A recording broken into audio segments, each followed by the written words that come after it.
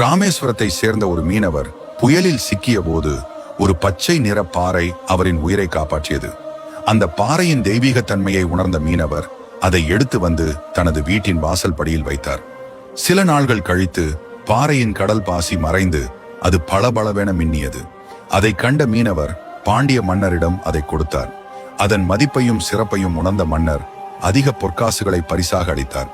அந்த அரிய கல்லை உத்திரகோசமங்கையில் நடராஜரின் சிலையாக வடிக்க மன்னர் முடிவு செய்தார். அதற்கான சிற்பியை தேடிய போது யாரும் கிடைக்கவில்லை.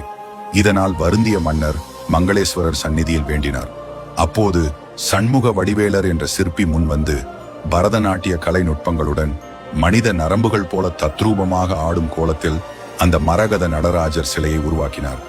இன்றும் அந்த சிலை கம்பீரமாக நிற்கிறது. மரகத நடராஜரின் இந்த ஐதீக கதை பற்றி உங்கள் கருத்து என்ன? உண்மையா அல்லது கற்பனையா? கமெண்டில் சொல்லுங்கள்.